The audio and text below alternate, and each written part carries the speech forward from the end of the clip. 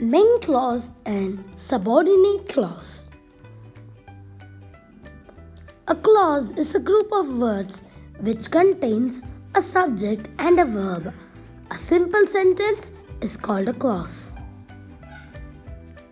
If a clause makes sense by itself, we call it a main clause or an independent clause. An independent clause has a subject and a predicate and can stand alone as a sentence. Examples: wait for me. Raju ate sausage. If a clause doesn't make sense by itself, it is called as subordinate or independent clause.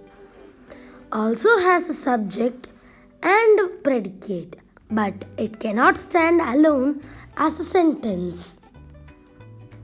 Subordinate clauses are introduced by subordinating conjunctions. After, although, as, because, before, if, since, then, though, unless, until, when, whenever, where, whereas, wherever, etc. Examples: whenever it rains, when the rain stops.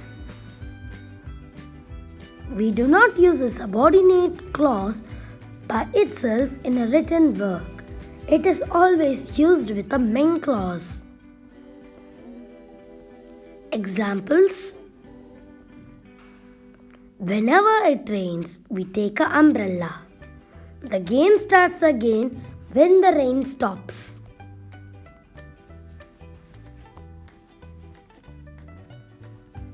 We separate the main clause and subordinate clause with a comma. Examples: whenever it rains, we take an umbrella. The game starts again when the rain stops. Here, the circled places are separated by comma.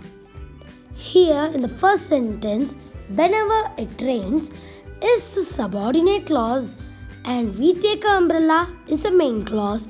So, we are separating subordinate clause and main clause with a comma.